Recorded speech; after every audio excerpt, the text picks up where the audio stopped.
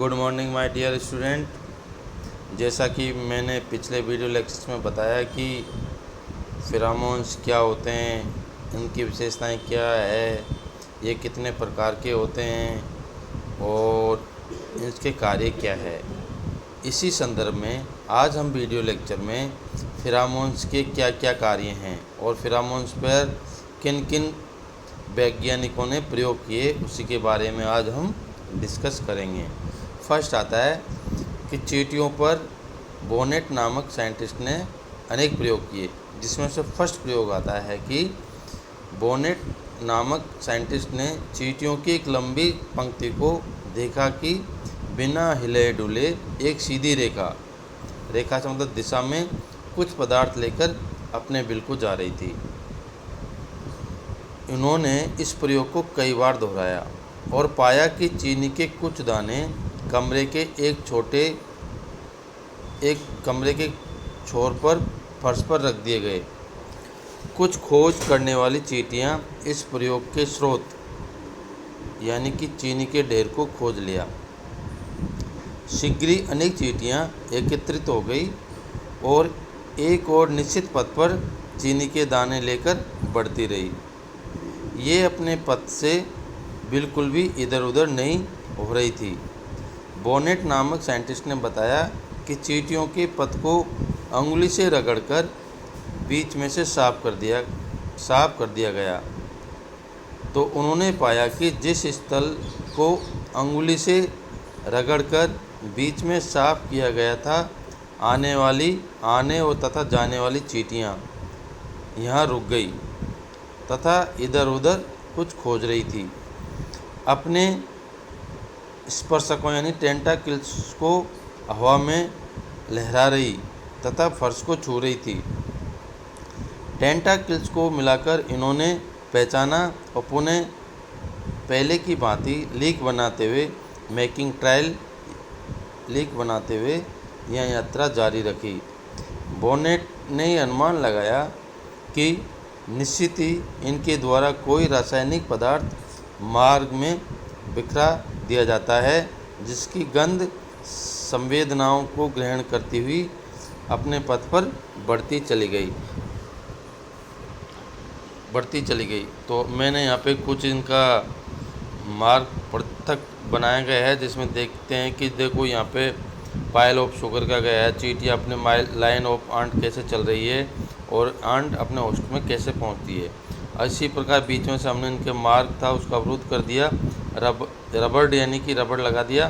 तो अपने टेंटाकिल्स होते हैं उनको हवा में लहराती हुई किस प्रकार से ये अपने फेरोमोन्स को जो रासायनिक पदार्थ होता है उसको कैसे छोड़ती है और अन्य इस फेरोमोन्स की गंध से अन्य आंट्स कैसे उसको ग्रहण करती है, अपने मार्ग पर बढ़ती चली जाती है।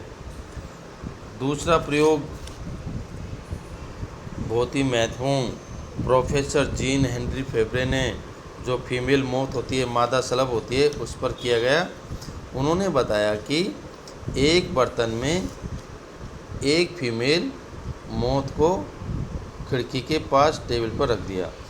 खिड़की बाहर बगीचे में खुली थी।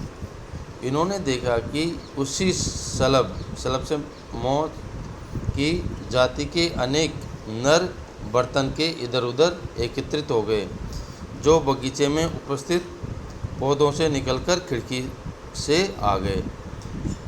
उन्होंने इसी क्रिया को प्रयोग में विभिन्न प्रकार से दोहराया। दूसरे प्रयोग में जीन हेनरी फेब्रे ने फीमेल मोथ को कांच के पारदर्शी वायुरोधी जार में उसी टेबल पर उसी स्थान पर रखा। एक भी नर मोथ आकर्षित नहीं हुआ, जबकि नर और मादा इसको देख सकते थे। तीसरे प्रयोग में फीमेल मोथ को तारों से बनी जाली के बर्तन में रखा गया, जिसमें से नर मादा को देख नहीं सकते थे। इस प्रकार पुनः अनेक नर पिंजरे के चारों ओर एकत्रित होकर उड़ने लगे। अतः फेब्रिक ने अनुमान लगाया कि मादा की देह से या बॉडी से कोई विशिष्ट तीव्र गंध वाला स्राव या फेरोमोन्स निकलता है, जो वायु के साथ फैलकर वातावरण में उपस्थित उसी जाति के नरों को आकर्षित करता है। फीमेल मोथ द्वारा नरों को आकर्षित करने के लिए स्रावित फेरोमोन्स जी प्लूअर उत्तरदायी होता है। इसमें प्रोफेसर जीन हेनरी फेब्रे ने 3 प्रकार के प्रयोग किए। फर्स्ट में तो उनको जो बाहर बगीचे थे उस पर खिड़की के पास रख दिया खुले में। दूसरा, उनको एक कांच के पारदर्शी वायुरोधी जार में रख दिया। थर्ड है इसमें, जैसा कि मैंने बताया कि जाली के बर्तन के पास रख दिया, तो जिससे नर मादा को देख नहीं सकते। तो फिर इन्होंने तीनों प्रयोग में पाया कि जो फीमेल होती है वो अपनी बॉडी से कुछ ऐसे रासायनिक पदार्थ स्रावित करती है जो अपनी ही जाति के नर को आकर्षित करने में सामर्थ होती है, और ये रासायनिक पदार्थ का नाम होता है फेरोमोन्स, जो कि ये जी प्लूअर नामक फेरोमोन्स होता है जो मेल को फीमेल को की ओर आकर्षित करने में सामर्थ होता है। थर्ड है हमारा कि जो हनी बी होती है उसके अंतर्गत नाफ ग्रंथियाँ का क्या कार्य है, उसके बारे में डिस्कस करेंगे। ये एग्ज़ाम की दृष्टि से बहुत ही महत्वपूर्ण है। हर बार एग्ज़ाम में प्रश्न पूछा जाता है कि हनी बी की जो एपिस मेलिफेरा स्पीशीज होती है उसमें क्वीन और वर्कर की बॉडी पर 2 प्रकार की विशिष्ट ग्रंथियाँ पाई जाती है। प्रथम, एक जोड़ी मैंडिबुलर ग्लैंड जो कि हेड में स्थित होती है, जो जबड़ों में खुलती है। द्वितीय प्रकार की ग्लैंड 6 और 7 एब्डोमेन खंड की इंटरसेगमेंटल ऑर्थोइड के नीचे स्थित होती है। इसकी नासानॉफ ग्लैंड कहते हैं। जो इसकी सेकंड प्रकार की 6 और 7 जो एब्डोमेन वाला सेगमेंट होता है उसके नीचे स्थित होती है, जिसको हम नासानॉफ ग्लैंड कहते हैं। इस ग्लैंड से निकलने वाला फेरोमोन्स 9-ऑक्सीनोइक अम्ल होता है। ये मैथुन के लिए नरों को आकर्षित करता है और इसकी गंध के प्रभाव से मादा पूरे समुदाय के सदस्यों को कंट्रोल करती है। मादा की बॉडी से जीवन पर्यंत यह स्रावित होता रहता है। जैसे इसकी मात्रा कम होने लगती है, वृद्धावस्था में श्रमिक नियंत्रण से बाहर हो जाते हैं और इसका आदेश नहीं माना जाता है। अनेक रानियां विकसित होने लगती है, जिसमें रानी का पद ग्रहण करने हेतु युद्ध होता है। रानी इस फेरोमोन्स के आनुवंशिकी प्रभाव द्वारा नर श्रमिक तथा मादाओं के अंडों से प्रवर्धित होने वाले परिवर्तन द्वारा नियंत्रित रखती है। इसे